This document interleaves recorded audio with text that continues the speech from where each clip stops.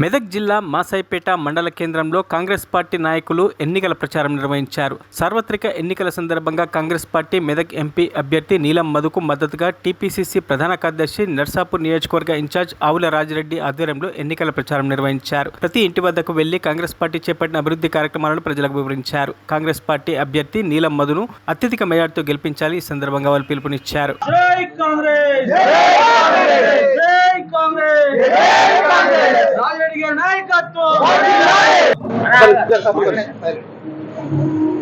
Medak parliament ఎన్నికల ప్రచారంలో భాగంగా కాంగ్రెస్ పార్టీ అభ్యర్థి అయినటువంటి నీలం మధు ముదిరాజుకు మద్దతుగా ఈరోజు మాసాయిపేట మండలం కేంద్రంలో ఇంటింటికి ప్రచార కార్యక్రమం ప్రారంభం చేసినాం.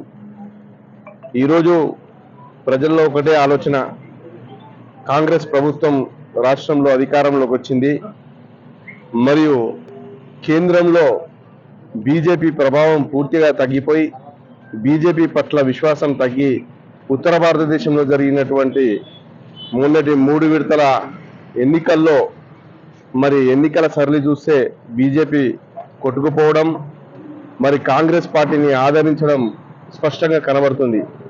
ఈ పవనాలు, ఈ సంకేతాలు మన ప్రాంతంలో కూడా స్పష్టంగా కనబడుతున్నాయి. ఎట్లయినా కాంగ్రెస్ పార్టీ ఎప్పుడైతే ఒక బడుగు బలహీన వర్గాల వ్యక్తికి టికెట్ కేటాయించిందో మెదక్ పార్లమెంటుకు, అప్పుడే బలహీన వర్గాలు మరియు మైనారిటీలు, దళితులు అందరూ కూడా ఒక ఆలోచనకు వచ్చారు. మనం ఇది ఒక అవకాశంగా మలుచుకోవాలి.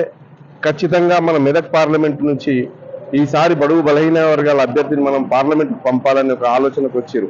ఇది మా ప్రచార సరళిలో స్పష్టంగా కనబడుతున్నది. ఒకవైపు రాష్ట్ర ప్రభుత్వం సామాజికంగా ఆలోచన చేసిన బహుజనులంతా కూడా ఈరోజు కాంగ్రెస్ పక్షాన్ని నిలబడాలని ఒకవైపు, రెండవది ప్రభుత్వం వచ్చిందనేది ఒకవైపు, మరి కేంద్రంలో కాంగ్రెస్ పవనాలు వీస్తున్నాయనేది ఒకవైపు, ఇవన్నీ కూర్చి ఈరోజు 30 నుంచి 40 వేల మెజార్టీ కేవలం నర్సాపూర్ నియోజకవర్గంలోనే కాంగ్రెస్ కు రాబోతుంది. ఖచ్చితంగా సోదరుడు మధు ఆ మెదక్ పార్లమెంట్ మన అభ్యర్థిగా గెలవబోతున్నాడు.